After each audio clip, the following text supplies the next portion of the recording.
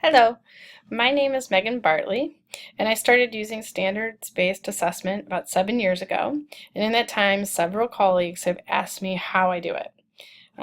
There is a separate question that is, why would you want to do this? And I'm going to make a separate screencast if you're interested in that answer. But in this screencast, I'm going to review how I write units and assessments and how I use the system within a point-based percentage-based program. First off, if you are going to do this, you need to identify the standards in which you are going to teach. So I'm going to show you a little bit of a unit that I have made for 8th grade chemistry and just talk about different ways that you can approach this. The first thing that I do is I write a set of teacher notes. These are essentially my lesson plans. I happen to write standards first, and I then write units after I've chosen and written those standards.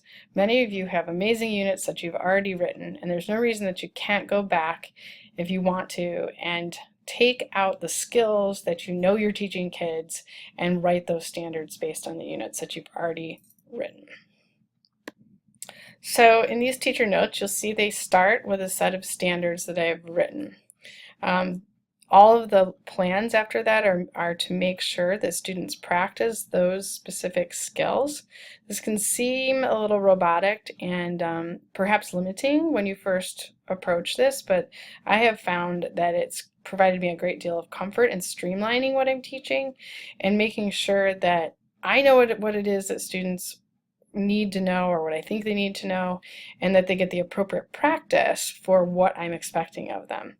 This is a lot of work in the beginning. There's a lot of front loading with standards-based assessment, but I can assure you that it's actually in subsequent years eased my lesson preparation time quite dramatically and even cut down on the time I spend grading papers and assessments.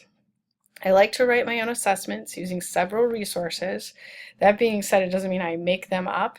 I go to the resources that I know are either required by my district or have been adopted by a curriculum, and I start there.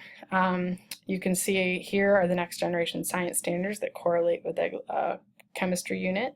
I also like to look at the science literacy maps from the American Association for the Advancement of Science, and I look at the frameworks from the American Modeling Teachers Association. That just happens to be what I use. Whatever subject you teach, if you use multiple resources from these professional organizations, I think you'll find that it feels that it empowers you to identify what's most important, and it allows you to feel confident that the standards that you do write are going to be appropriate for where the kids are going next in a specific class. For example, I teach middle school science. I want them to be prepared for high school science. I also, when you look at the next generation science standards, you can see that the standards are quite broad. And so when I go to write standards for my specific lessons, I'm breaking those standards down into smaller, more granular pieces that I think are going to benefit myself and the student when I start to give them feedback on whether they have learned or mastered these skills. I do use student will or student can language. This can seem a bit trivial or kind of annoying, but it does read well with students later because I do cut and paste some of these into documents that they will see. It also forces me to really think when I use the student will be able to about the cognitive task, in this case, that I am expecting of a student. In the past, I have noticed that when I started writing assessments from the units that I used to teach out of my textbooks, that I was expecting students to just really do a lot of memorize and recall. And this has allowed me to really raise the bar on what I expect students to be able to do when they're thinking. So in the past, maybe the textbook would have defined these terms, there would have been some practice questions, and that would have been it. There would have been a review, and then we would have had a very standard test. Now I really design the lessons around practicing the skill, and we do some hands-on activities. We have some discussion about what the symbols should look like in these diagrams. We do a lot of practice with different diagrams on worksheets, and then we have a lot of class debate and discussion about how to assign these terms appropriately to those diagrams. And when we're done with that, I feel like the students really do have the ability to differentiate between the terms and the particle diagrams. So that is very powerful. When I write a unit, I also write the assessment. And so let's take just a quick peek at what an assessment might look like. You can see that the assessment has the skill actually on it.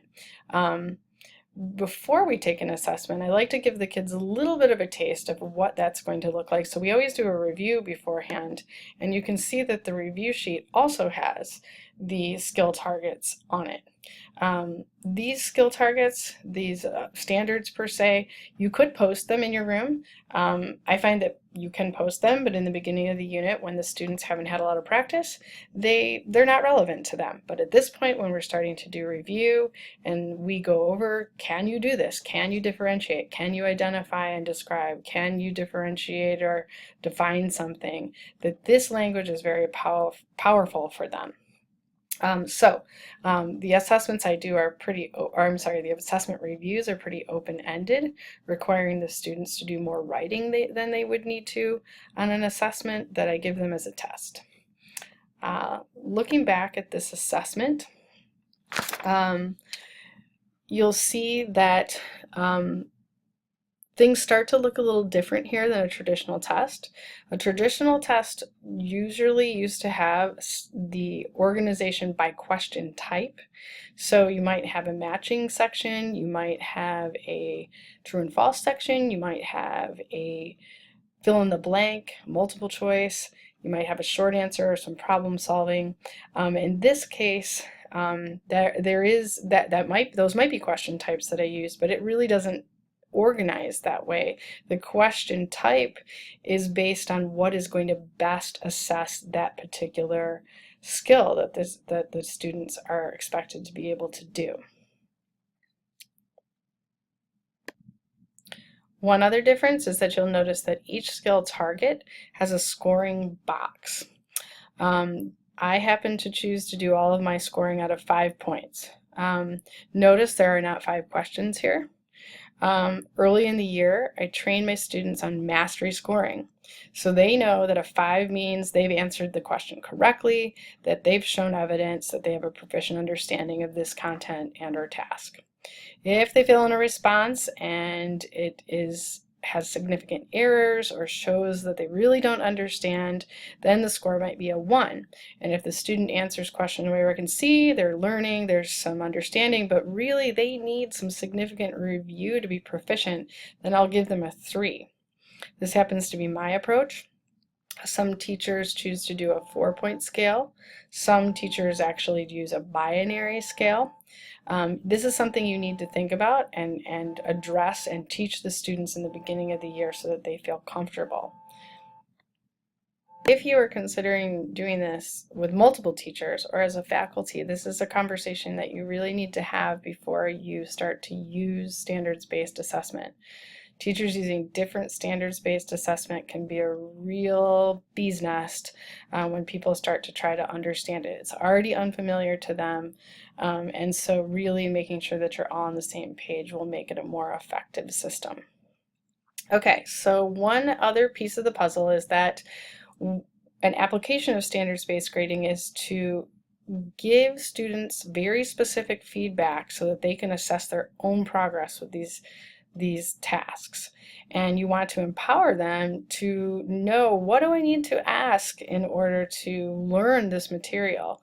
Empower them to seek out specific questioning that will help them think about what they need to do in order to learn this. Many of them will learn to seek out assistance from their peers or from the internet when they can specifically look using the skill target for more information on what they need to learn. This, in many cases, is so that students can reassess. So true standards-based grading is really of the philosophy that you are going to allow students to reassess on each skill target. That can be a daunting task for teachers, to write multiple assessments. However, it's not so bad. If I show you, this is one of my assessments as we've looked at, but what I do usually is when I make an assessment and I'm all finished with it, I copy it all, I paste it into a new document, and then I start to edit that, and I make new questions that are very similar but different enough that they have novel examples that the students have to really still know how to differentiate between pure substances and etc., and use diagrams in order to show their understanding or ability to do this task. So it is part of the idea that we want students to know as much as possible, to be able to do as much as possible by the time they leave us. This can sometimes make people uncomfortable, teachers uncomfortable, because sometimes there should be a reward for who got it first or who was able to be timely about their learning. That is a trade-off with many reassessment programs. However, I find that students need to buy in to their own reassessment practice. So many students who aren't really motivated enough to study in the first place are also the students who aren't motivated enough to come get a reassessment. So some of that plays out anyway. In addition, I think that you can build in standards that relate to timeliness, and there are ways in very sophisticated standards-based assessment programs, like one called Haiku Learning platform will allow you to do that, where you can actually weight the first attempt versus the second attempt versus the third. So there are ways to embed that into a standards-based program, but that's a question for a more advanced conversation. When these scores are placed in the gradebook, it looks a little different. So as you can see here are my assessments. There are 4 columns, not 1. Students are a little bit, they don't understand this at first, but if you train them, they're just fine with it. And what it empowers them to do, it empowers their parents to be able to see, is they can look and they can see that they, how did I do with this particular skill? And you can see here is the skill here. They have access to that. And they can look and see, wow, I pretty much understood it. This student I gave a 4.5 because really I think they understood it, but they made a mistake. This student here, I think that we really have a long way to go before we can say that you're proficient with this. Please come get some more instruction, and let's give you an opportunity to reassess. I do weight assessments much more heavily in my grading system than I do practice. I grade all of our practice work, our homework, etc. For completion and for effort. We review our activities and our homework quite extensively in class, and that is the time in which I do a lot of formative assessment and make sure that students who are not on the right path have extra instruction. So that makes it so appealing to the student to reassess, because getting a set of grades where there are a couple 2s or 2.5s is really going to show up in their percent average, and we want to motivate them to learn as much as possible and to reassess as they progress through any unit. Okay, so that is a brief introduction to how you could set up a standards-based system with a couple nuts and bolts. Quite often this generates more questions than answers.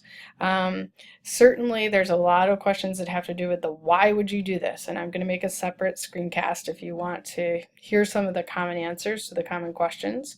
And then I also encourage you, there are tons of blogs out there that you can learn about standards-based assessment and you can use within your own discipline. Often people think, oh, science and math, it's so easy to do, but I know many teachers who are in the humanities and even AP language and poetry who have adopted standards-based assessment are really happy with it. So if you have questions, my email is bartleydata@gmail.com, bartleydata@gmail.com. Thanks for listening.